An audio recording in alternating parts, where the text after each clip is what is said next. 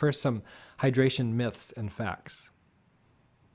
Americans down more than 9 million bottles of water a day. The body doesn't process water rapidly. How much we drink and how often depend on our constitution, body weight, size, age, and weather conditions. Sport drinks do not replenish lost electrolytes, although the glucose in them provides easily digested calories, which are important during prolonged, high-intensity rides. When gulping a glass or more of liquid immediately before or after a meal, we can lose important nutrients and affect digestion.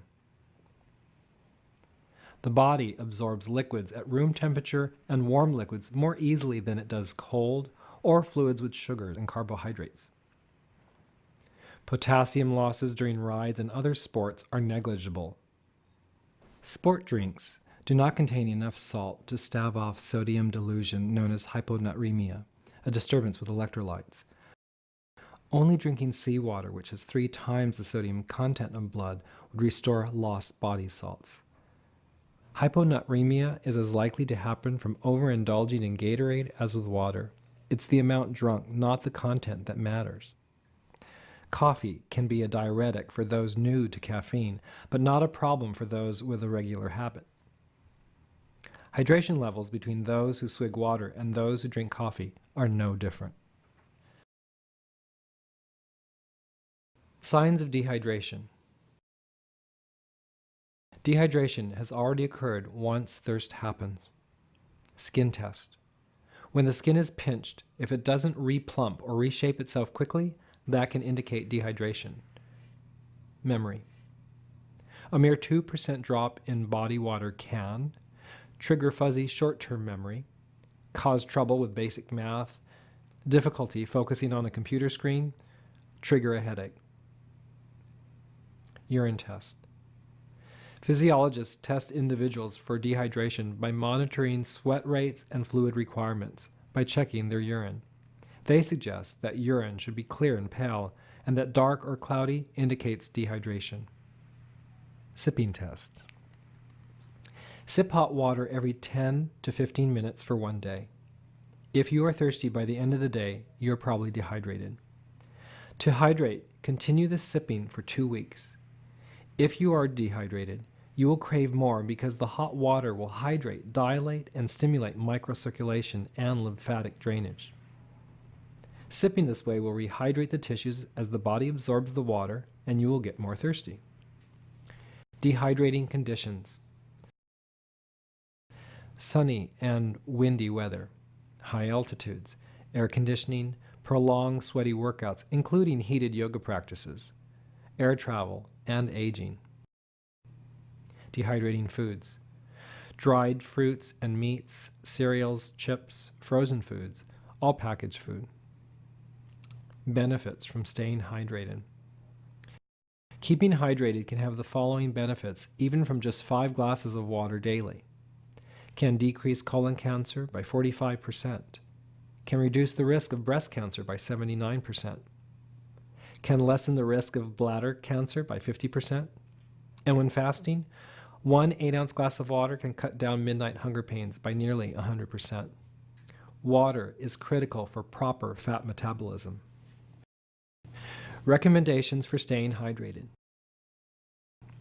Daily Ayurvedic oil massage, known as Abhyanga. Upon waking up, drink 3 to 6 glasses of warm water.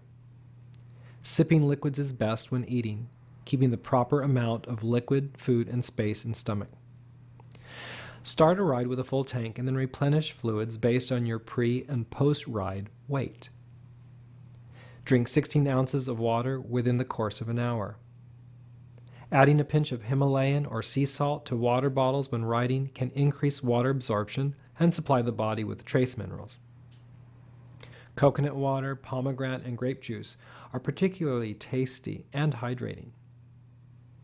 Hibiscus, chrysanthemum, licorice, and mint teas are cooling and lubricating. Adding a half a teaspoon of raw honey per serving to mint tea is also beneficial.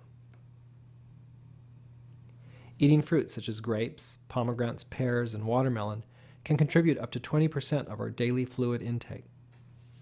Soups, Stewed foods and meals with broth are vitamin and mineral rich and easy to absorb. Foods cooked with ghee, clarified butter, or foods with omega oils added are very good sources of nourishment and lubrication. Olympian long-distance runner Ryan Hall suggests hydrating the day before a race, starting his day with 20 ounces of water first thing in the morning and then drinking throughout the day. The day of the race, he drinks the same amount 3 hours before running. Always follow the for whom and when principle of Ayurveda by discerning what's best for you at any given moment based on your age, season, and constitution.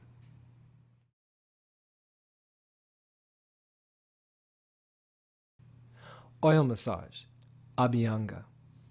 Massaging oil into the body is one of the principal Ayurvedic practices known as Abhyanga. Since our skin is our largest organ, it will receive warm oil as both energizing and nourishing when massaged in through loving and conscious touch. By comparison, most lotions often remain sitting on our skin, but oil will eventually be absorbed more thoroughly. Abhyanga is a form of hydrating that can be of benefit throughout your ride and can be done as a daily practice, whether cycling or not.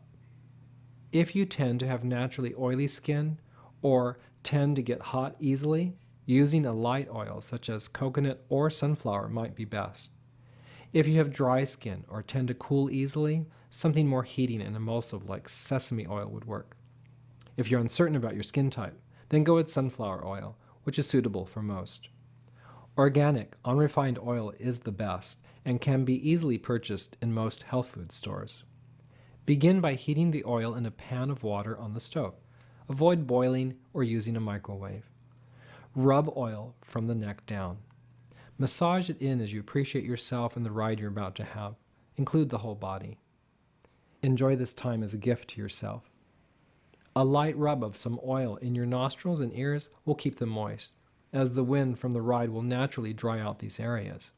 You may shower without soap except for essential areas, and then pad yourself dry, leaving a light film on your skin.